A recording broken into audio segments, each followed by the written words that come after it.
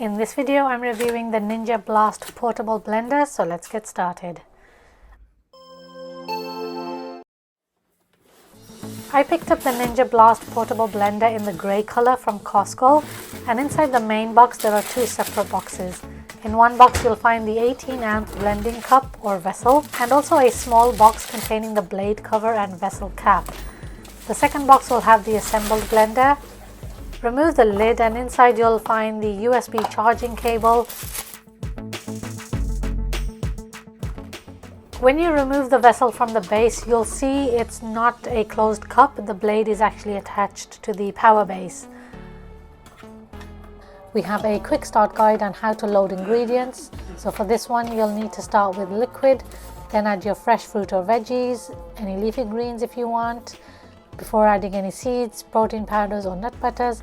Finally, you'll add the frozen ingredients. So the ingredients are added in the opposite order to what I do with my Ninja Power Duo blender, where I would need to keep the frozen fruit closer to the blades. So I'm going to have to remember to keep them away from the blades when I'm using this one. I'll leave a link to that video if you guys want to watch it. It does have a couple of smoothie recipes in there that you can use for this blender too.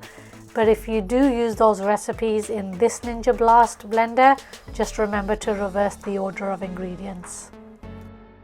The cup, or the vessel rather, is as usual with Ninja products made of thick sturdy plastic and has a ribbed design all around with easy to follow markings showing the minimum amount of liquid you need to add and a maximum fill line. The 7.4 volt USB rechargeable motor base has a rubber grip underneath to prevent it sliding on the counter, and I'm going to leave this handy little guide stuck on the base so I know what all the colored lights mean. Taking a look at the blade assembly, and it has the same hybrid edge design as the other Ninja blenders I have used, with 4 angled blades and then these 2 tiny ones on top. This design makes it easier to crush through and break down ingredients and ice. When you do attach the vessel to the base, you will need to make sure the arrows are aligned up at the back to prevent anything leaking out.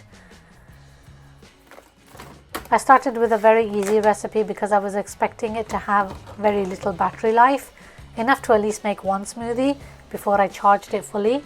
First adding coconut water up to the minimum liquid line, then cutting my frozen fruit into 1-inch pieces before adding them up to the maximum line. I used a 4-blend mix of strawberry, peach, mango and pineapple. Secure the lid on, and first you'll need to press the power button to turn it on. And once the light is a steady solid purple color, which I don't know if you can see on the screen very well, that means it's ready to blend. Now you can press the start/stop button to begin blending.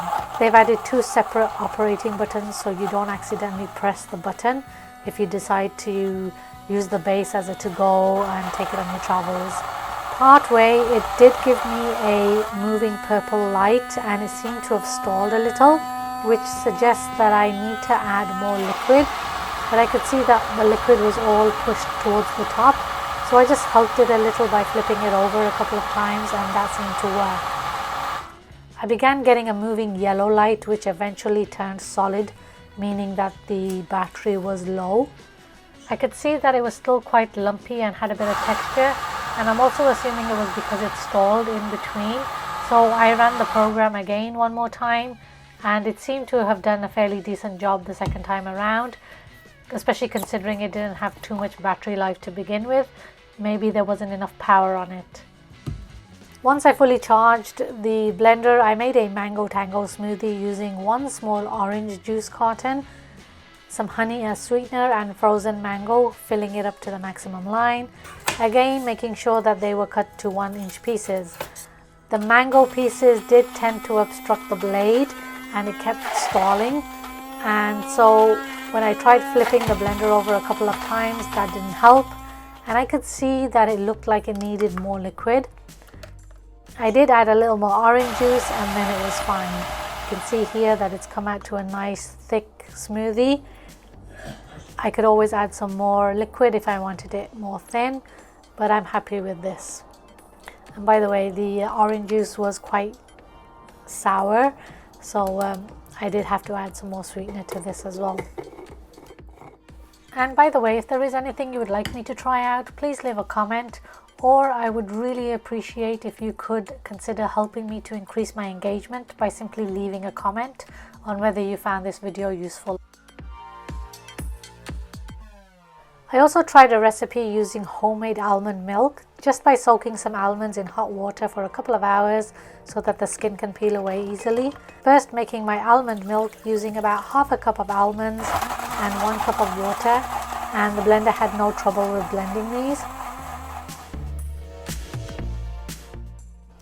Next adding vanilla Greek yogurt, frozen strawberries and frozen blueberries, and I kind of filled it up a little past the maximum line, so you want to try to make sure to stay within the maximum line here.